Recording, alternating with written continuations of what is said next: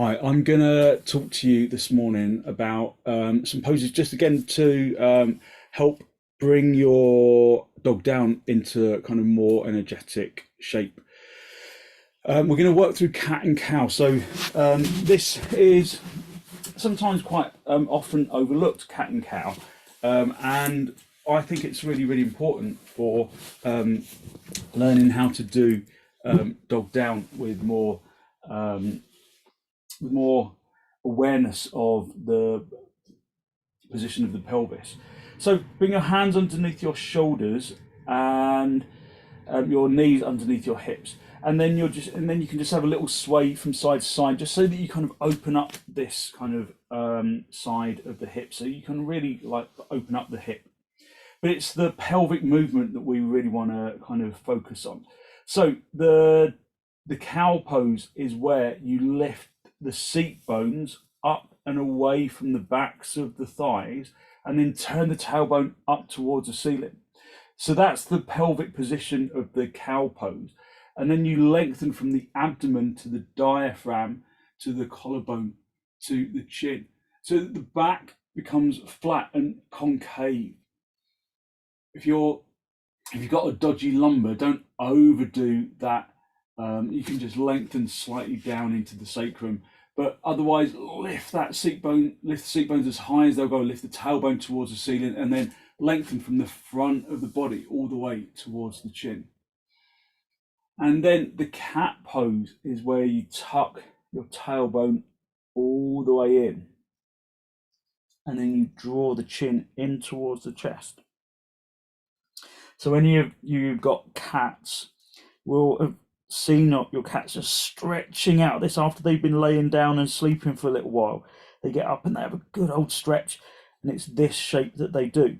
So for us, the tailbone tucks in, the chin draws towards the chest in Jalandhara Bandha, and then come back to the center.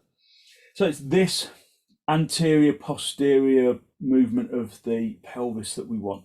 So just lift the seat bones up, the tailbone up, and then lengthen the front of the body.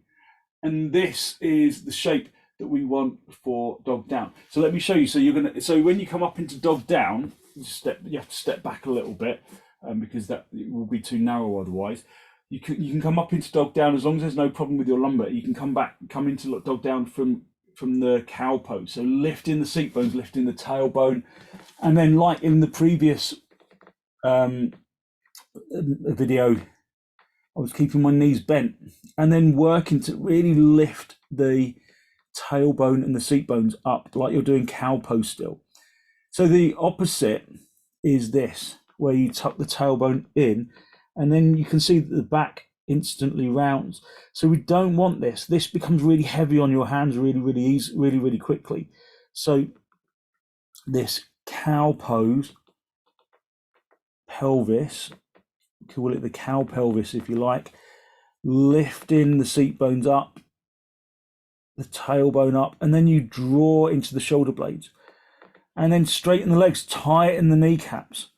So again, when people straighten their legs, especially if they bring the heels down too quickly, we get the cat shape, and this just feels heavy after not very long at all. So come up onto the tiptoes, bend the knees slightly, tilt the pelvis into cow, lengthen the front chest into the chin, straighten the legs, tighten the kneecaps, push the kneecaps through to the back of the knee, and then breathe into the pose. So that lifted seat bones helps to really kind of go from here, which is cat, and is really uncomfortable, to here, that is the cow, which is much more comfortable.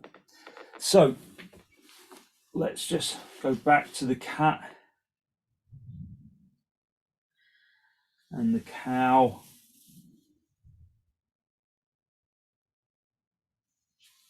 And then just sit back on your heels. And that is your simple yoga tip for the day.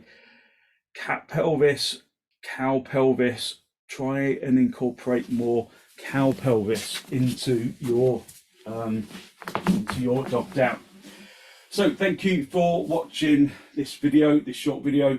I do longer videos as well. You can have a look on my channel for some longer videos, or you can join me on the live sessions at mikesyogapodcast.com. Please like the video and subscribe if you want more of these short tips. Thanks for watching. Thank you.